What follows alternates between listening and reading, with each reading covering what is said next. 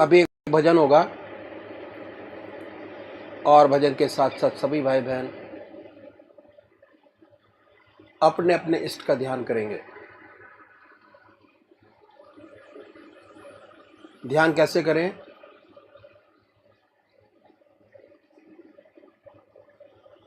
अखिल भारतीय संत मत सत्संग की तरीकत मैं आपके सामने रखता हूं।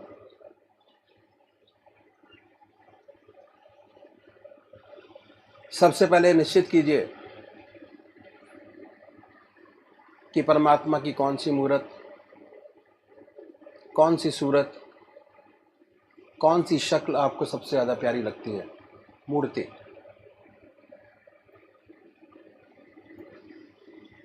किसी से पूछने की ज़रूरत नहीं, अपनी आत्मा से प्रश्न कीजिए कि भगवान का वो स्वरूप जो आपको सबसे ज़्यादा प्यारा लगता है उसको चुनें।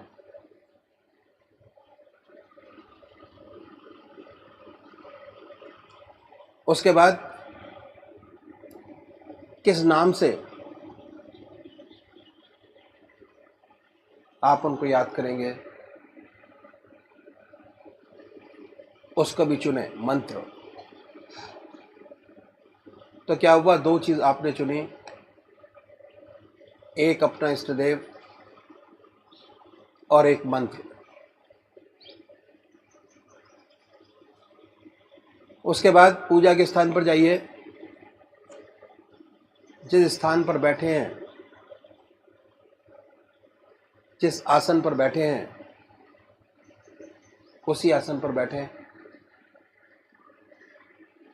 बड़े प्यार से धूप बत्ती अगरबत्ती जलाएं,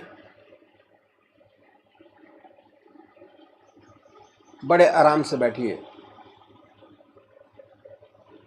और बैठने के बाद ये महसूस कीजिए कि आपका इष्ट शरीर आपके सामने विद्यमान है।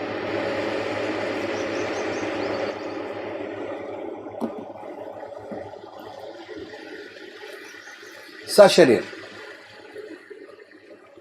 भावना से अपने इष्ट को अपने सामने बनाए। बड़ी बड़ी आंखें हैं, गोल चेहरा है, जटाएं हैं, सर्पों की माला है। ख्याल से बाय थॉट उसमें इतने लीन हो जाए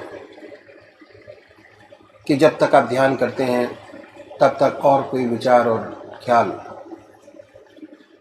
ना आए। पर आएगा, उन विचारों को हटाएं, फिर अपने इष्ट देव की मूर्त अपने सामने बनाएं।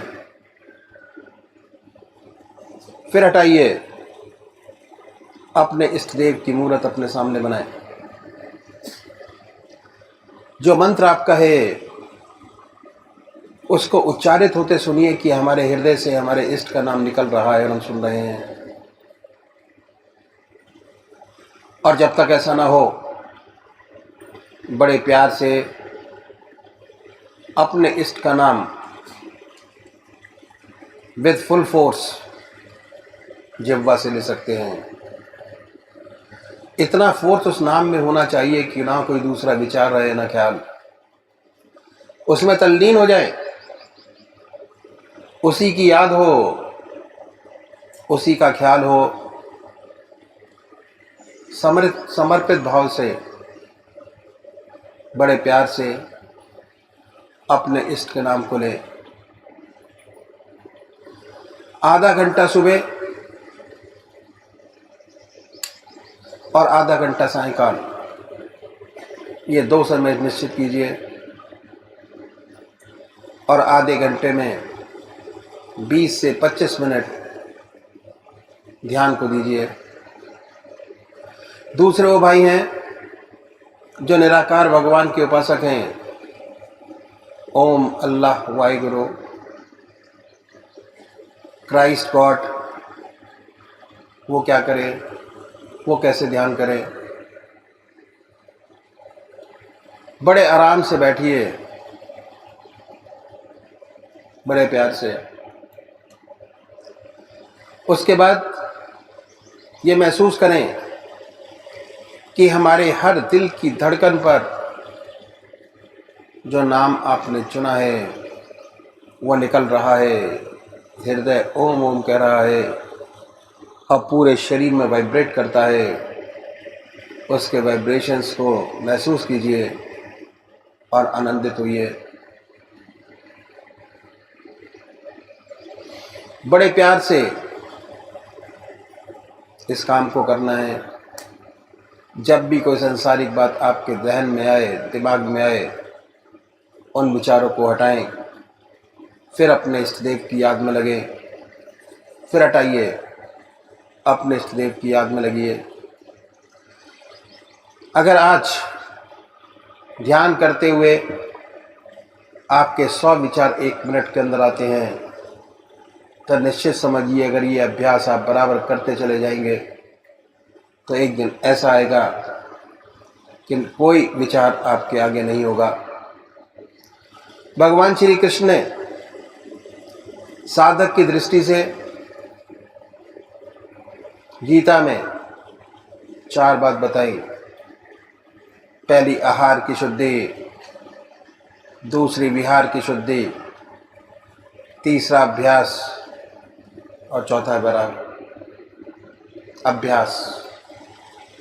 अभ्यास पर बहुत भारी जोर है और सारी जिंदगी हम एक चीज़ का अभ्यास करते चले जाते हैं और उसकी परफेक्टनेस पर देखते चले जाते हैं। बड़े प्यार से अगर इस तरीके से अभ्यास करेंगे, बड़ी सुंदर स्थिति होगी। जब भी आप अपने इष्ट देव के चरणों में विश्राम चाहेंगे, बड़े प्यार से विश्राम मिलेगा। ना कोई दूसरा विचार रहेगा, ना ख्याल, और हमारी आत्मा हमारे मन को देखती रहती है। वो बताती है कि हम क्या सोच रहे हैं। जब विचार हट जाए अपने इष्ट देव के चरणों में, फिर दोबारा उस चीज़ को पकड़े, अपने इष्ट देव को दोबारा अपने इष्ट देव में ध्यान लगाइए। तो अभी एक भजन होगा और भजन के साथ साथ सभी भाई बहन अपने अपने इष्ट का ध्यान करेंगे।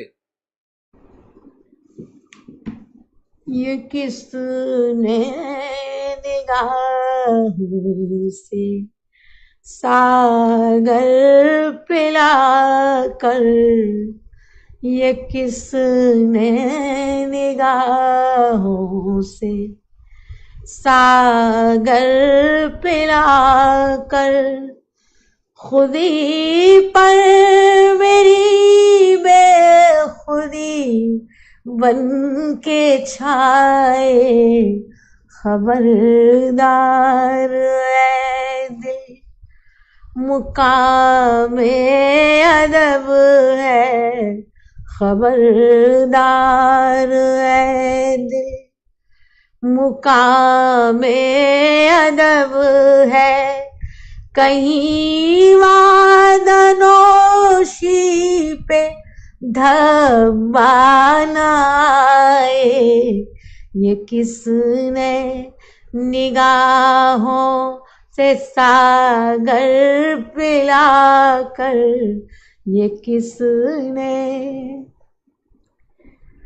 कई बार डूबे, कई बार उभरे, कई बार डूबे, कई बार उभरे, कई बार साहिल से टकरा के आए। तलाशो तलब में वो लज्जत मिली है, तलाशो तलब में वो लज्जत मिली है। दुआ कर रहा हूँ कि मंजिल न आए, तलाशो तलब में वो मंजिल वो लज्जत मिली है, तलाशो तलब में वो लज्जत मिली है। दुआ कर रहा हूँ कि मंजिल आए, ये किसने निगाहों से सागर पिला कर, ये किसने। कई बार साहिल से टकराई कश्ती, कई बार साहिल से टकराई कश्ती, कई बार तूफान में चक्कर लगाई।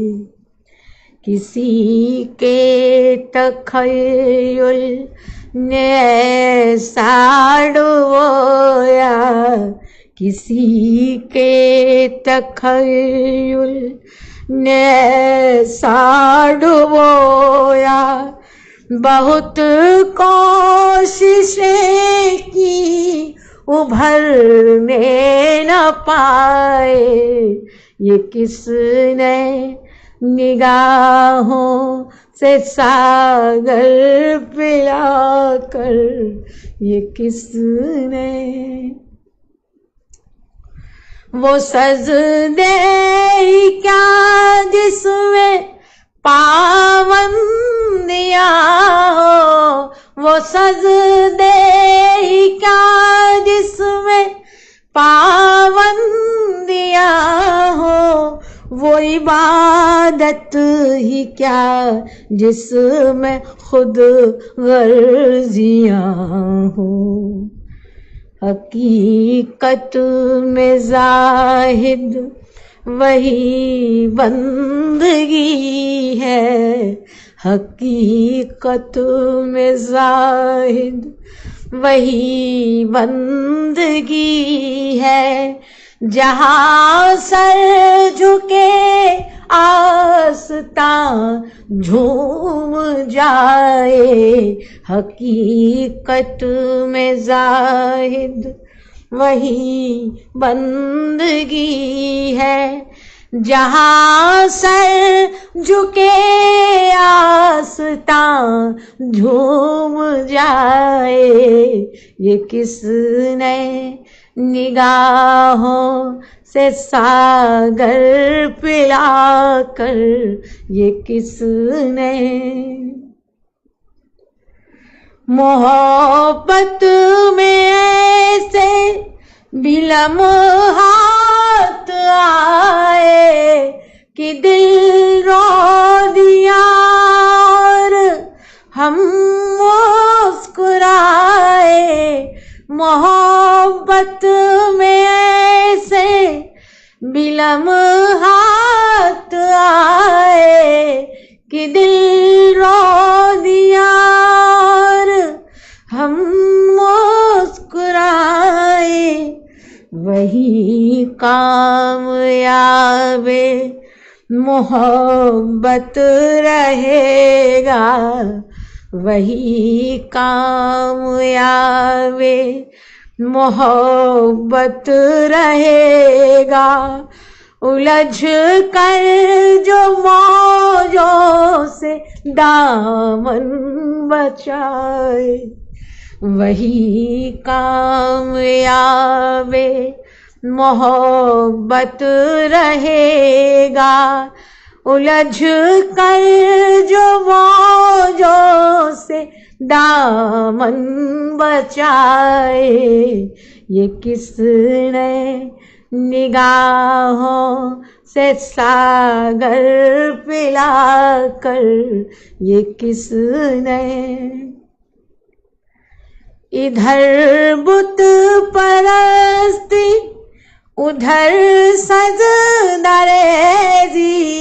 इधर बुत परस्ती उधर सजदारेजी। इधर ज़ौद उक़वा, उधर वादनोशी। मोहब्बत के गुलशन में कांटे बहुत हैं, मोहब्बत के गुलशन में कांटे बहुत हैं। कहाँ तक कोई अपना दामन बचाए, मोहब्बत के गुलशन में कांटे बहुत हैं।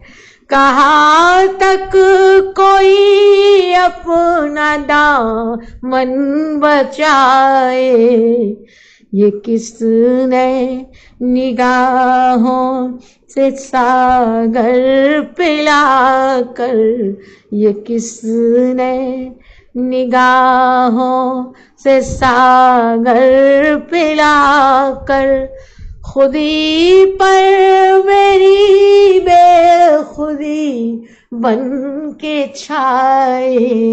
खबरदार है दिल मुकामे अदब है, खबरदार है दिल मुकामे अदब है। कहीं वादनोशी पे धब्बा न आए, ये किसने निगाहों से सागर पिलाकर, ये किसने निगाहों से सागर पिलाकर, ये किसने।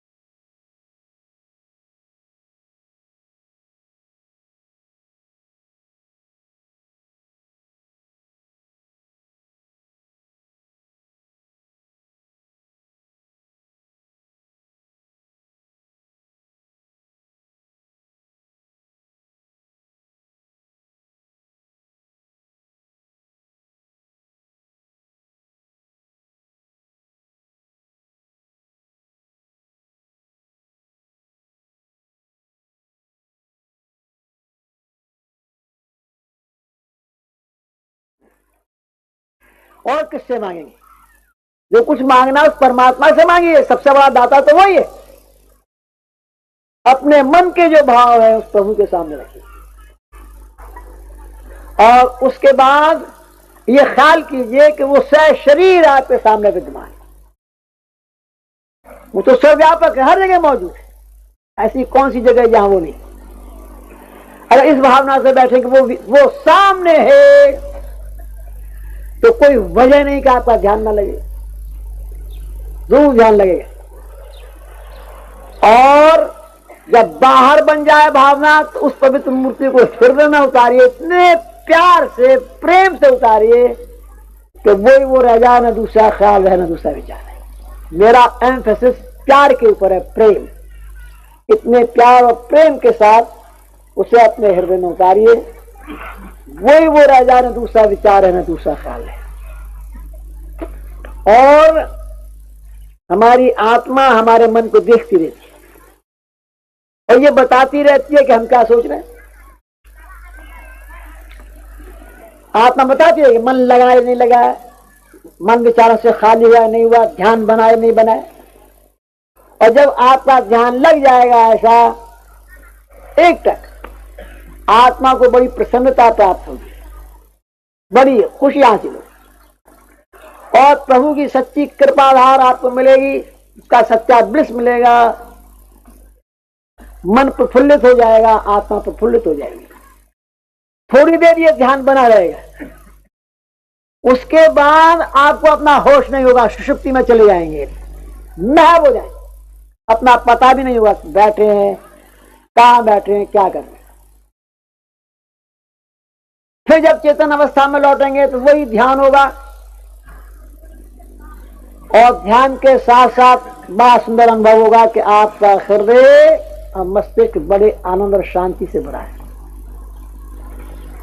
ऑब्जेक्टिव फीलिंग, प्रत्यक्ष अनुभव आपको होगा। तमाम लोड माइंड का गायब हो गया है? और मन हल्का हो गया। काम करने के लिए एक बड़ी चुस्ती आपके शरीर में आ गई, एक विजन बड़ा पवित्र हो गया, बहुत सुंदर हो गया। ये अनुभव प्रैक्टिकल अनुभव उसके बाद होते हैं कि जब ऐसा चित्त लग जाता है। असली मकसद चित्त की एकाग्र जब तक नहीं लगता, पूजा नहीं बनती। सच्ची पूजा तभी बनती है, और जिनको बनती है उसका आनंद वही जाने। अगर उनको वो आनंद ना मिले तो दिन भर खोए खोए रहते हैं। कोई चीज चली गई है, कोई असल चीज से हम दूर हो गए, ऐसा उनको जिंदगी में अनुभव होता है। एक खाना ना मिले तो कोई बात नहीं, और अगर ऐसी पूजा नहीं बनी तो दिन खिन्न रहता है। तो ये तरीका इन संतों ने बताया कि ऐसे हम अभ्यास करें, ऐसे हम पूजा करेंगे, तो इस आधा घंटे का ही हमें विशेष लाभ होगा। जो जो हमें चित्त की एकाग्रता मिलती जाएगी, हासिल होती चली जाएगी, वैसे वैसे हमारे अनुभव खुलते चले जाएंगे। और जब तक अनुभव नहीं होते, ज्ञान पक्का नहीं होता। ज्ञान अनुभवों से पक्का होता है, पढ़ने से नहीं होता। किताबें पढ़ने से तो परिभाषाएं आती, ज्ञान नहीं आता। ज्ञान तो करने से आता है, ऐसी उपलब्धि से आता है। सच्चा ज्ञान बिना अनुभव के सच्चा ज्ञान नहीं होता, परिभाषाएं में। ये तरीका इन संतों ने बताया उनके लिए कि जो साकार पुजारी। अब दूसरे भाई है निराकार पुजारी, वो क्या करे?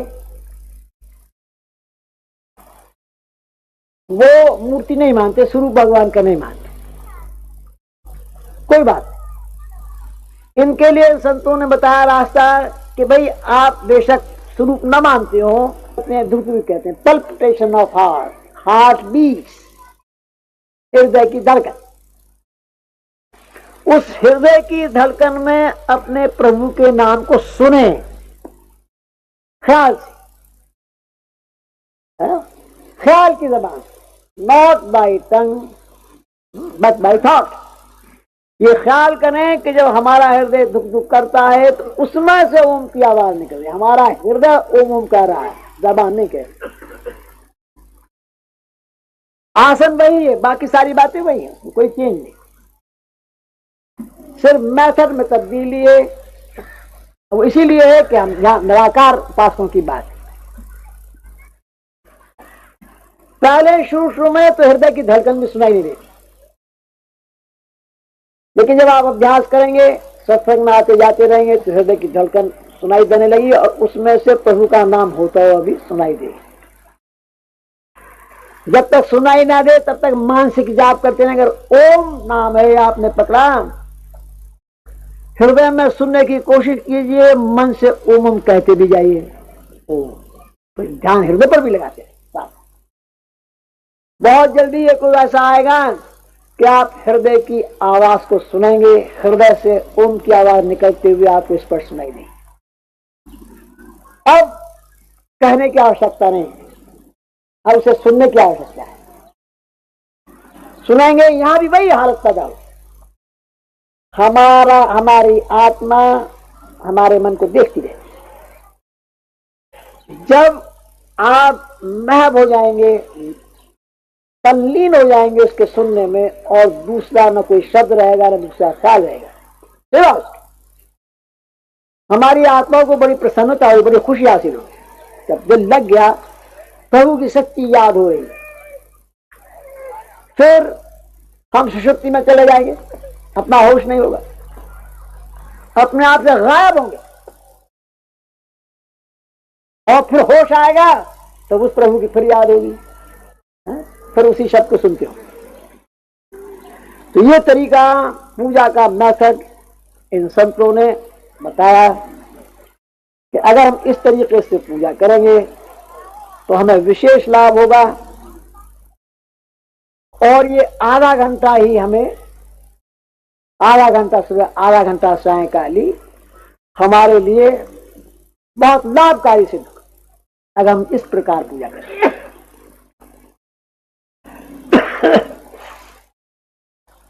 अब इस तरीके के बारे में कुछ प्रश्न किए जाते हैं। मैं जो विशेष प्रश्न किए जाते हैं एक आध आपके सामने रखूंगा।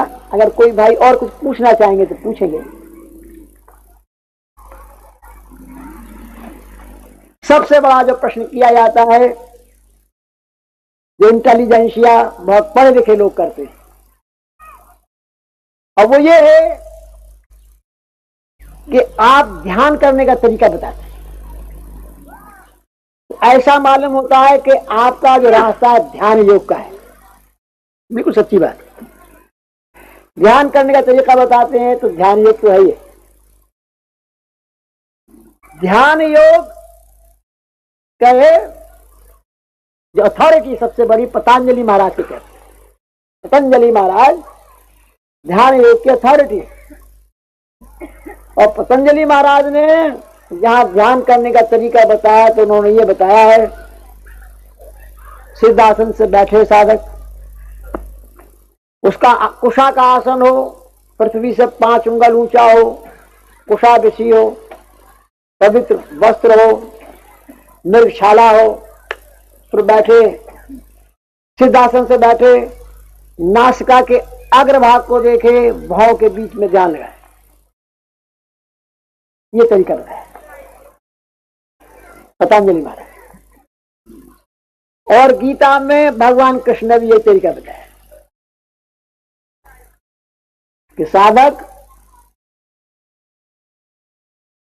5 उंगल ऊंचा का पृथ्वी से स्थान हो जिस पर बैठे, कुशा का आसन हो, पवित्र वस्त्र हो, मृगशाला हो, सिद्धासन से बैठे, नासिका के अग्रभाग को देखे, भाव के बीच में ध्यान दें।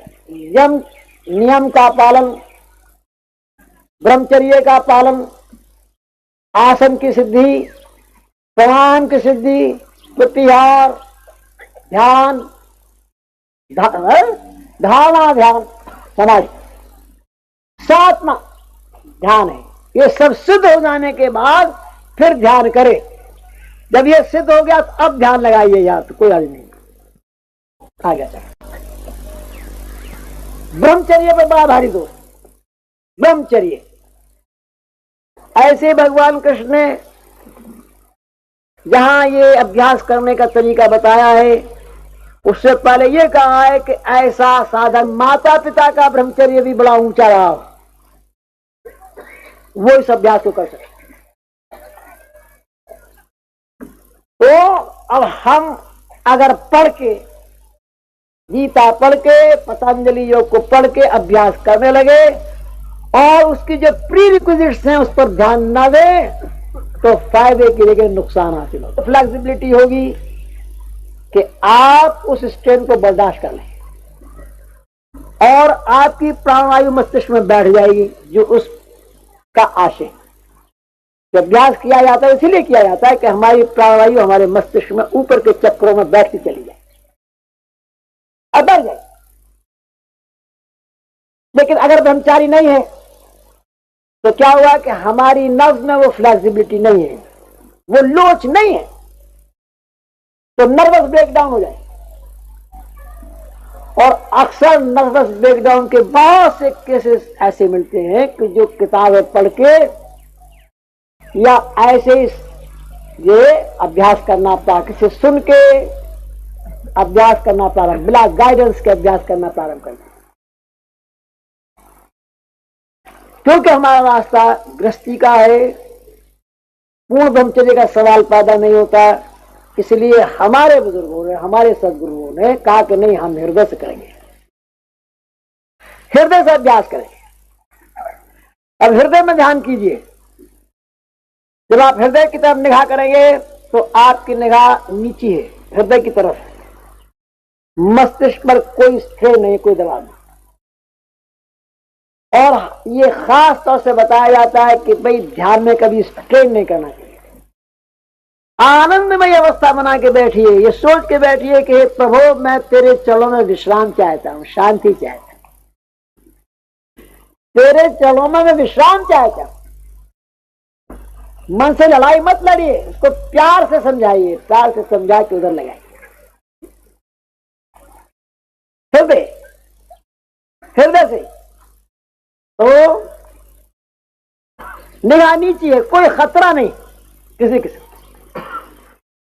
कोई नर्वस ब्रेकडाउन कभी नहीं होने वाला। और हृदय वो स्थान है कि जहां से खून का दौरान हमारे सारे शरीर में होता है, ब्लड का पंपिंग स्टेशन। अगर हृदय राम नाम से रंग जाए और राम नाम से रंगा हुआ ये खून हमारी नसों और नाड़ियों में जाएगा तो हमारे शरीर के हर छिद्र से परमात्मा का नाम जारी हो जाएगा।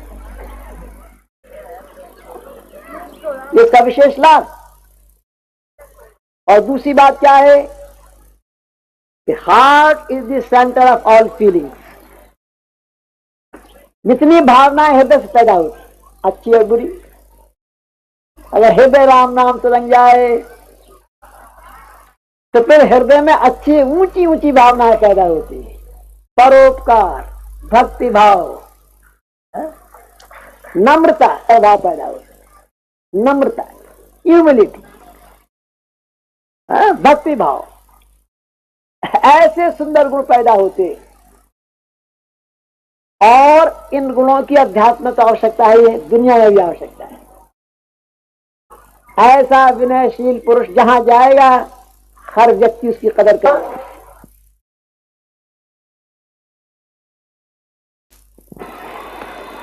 परमात्मा